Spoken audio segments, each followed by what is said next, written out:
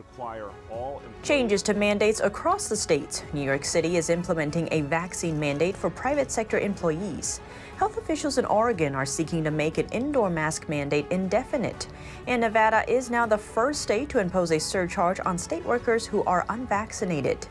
This comes as the Sixth Circuit Court rules against the Biden administration in the OSHA vaccine mandate lawsuit, some expecting the challenge to end up before the Supreme Court. And flags flying at half-mast to honor former Senator and Republican presidential nominee Bob Dole. He was 98 years old. Tune into Deep Dive as we explore these topics and more. Hello and welcome. This is Deep Dive and I'm Tiffany Meier. Before we get into today's hard-hitting news, in some unusual news, Hawaii has a blizzard warning from the National Weather Service. The National Weather Service tweeting out only 2 states in the U.S. have a winter weather product issued within their borders. One is Alaska and the other Hawaii. And now for our daily news. Mandates are sweeping the states, some states aiming to make them permanent.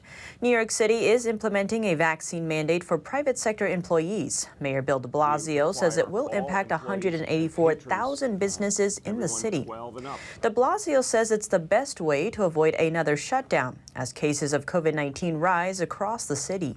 It is time. Look, this is how we put health and safety first, by ensuring that there is a vaccine mandate that reaches everyone universally in the private sector. A lot of folks in the private sector have said to me they believe in vaccination, but they're not quite sure how they can do it themselves. Well, we're going to do it.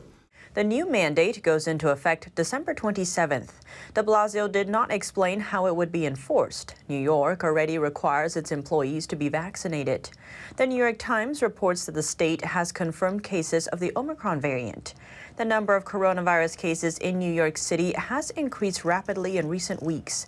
Daily case counts have increased more than 75% since November 1st.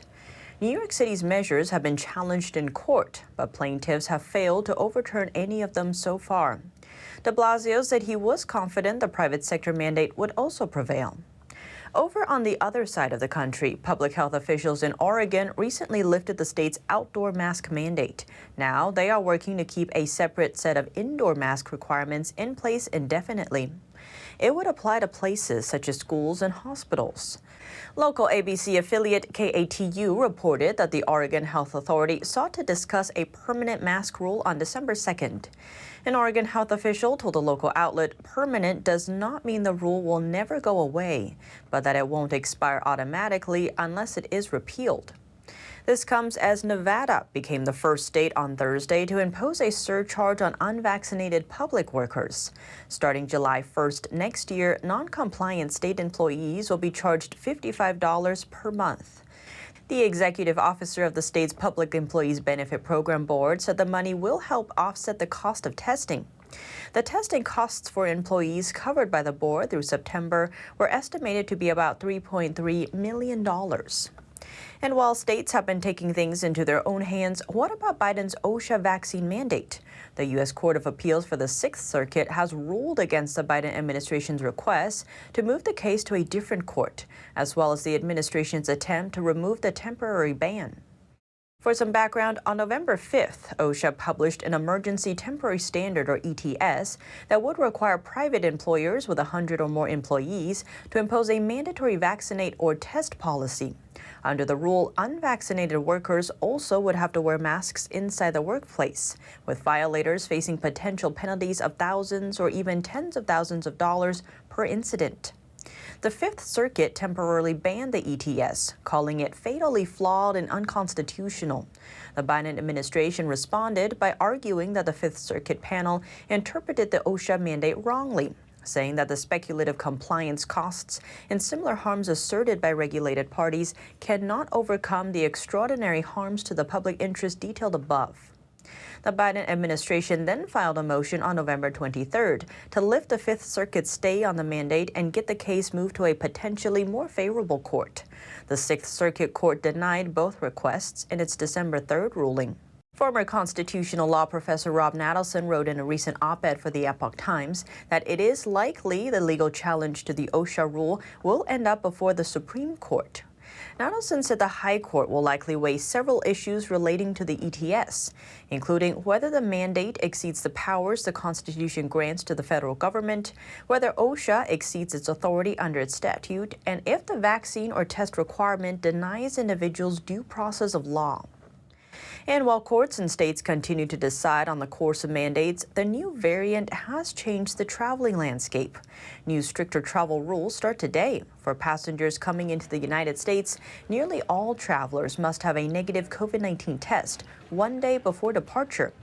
Any foreign national who travels to the U.S. must be fully vaccinated.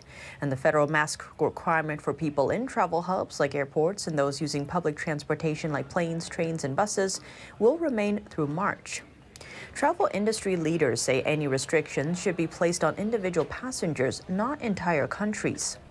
We need to figure out how to balance not only the economy and the health concerns simultaneously, but we also need to think about making sure that we can still welcome international travelers here to the U.S. Right now, the U.S. has a travel ban on South Africa and several other southern African nations.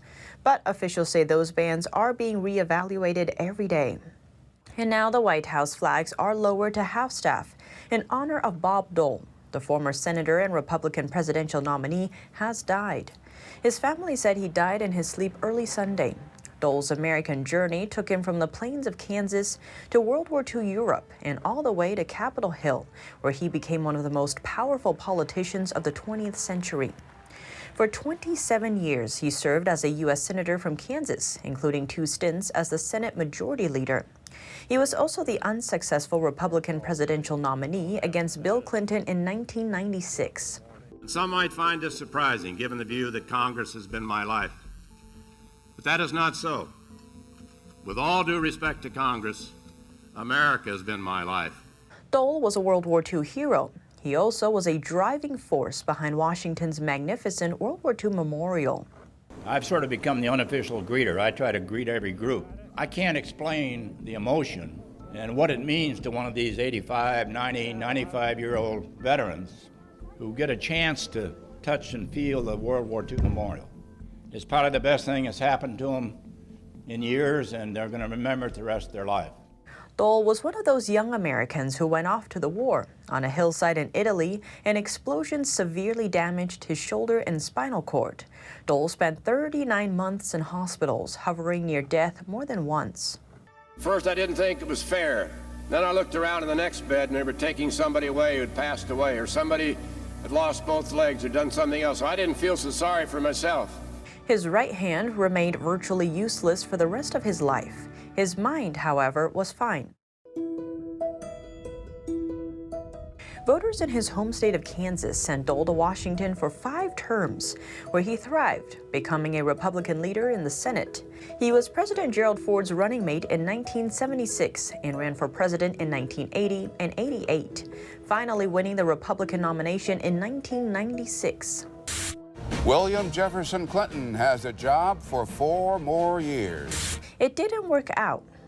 It's a lot more fun winning. It hurts to lose an election, but stay involved and keep fighting the good fight. A 45-year political career was over. Dole moved on with grace. Great Senator Bob Dole. After the bitter 2016 primaries, Dole was the only former Republican presidential nominee to attend the convention that nominated Donald Trump. He poignantly saluted the casket of fellow Republican but frequent rival George Bush. And to the end, Dole kept the trademark humor so familiar to those who knew him and so surprising to those who did not. We always tried to have a little fun. My view is if it's not any fun, it's not worth doing. You look at your life and on reflection, I think success and failure are not opposites. It's just part of your life. Dole announced in February 2021 that he had been diagnosed with stage 4 lung cancer. Dole was 98 years old. He is survived by his wife, former Senator Elizabeth Dole, and his daughter, Robin Dole. And now before we end, it's St. Nicholas Day, a time to recognize the man believed to be behind the legend of Santa Claus. December 6th is also known as the Feast of St. Nicholas, as it is widely celebrated in Europe. St. Nicholas was born in Turkey in the year 270. A devout Christian who later became a bishop, he devoted his life to serving the poor, the sick, and the suffering. Legend has it that he left gold in the shoes of girls who had no money for a dowry. Over the years, that evolved into gifts in stockings, and St. Nick became associated with Christmas as Santa Claus. But what do you think? Let me know below. Thanks for tuning in to Deep Dive. I'm Tiffany Meier, and see you soon.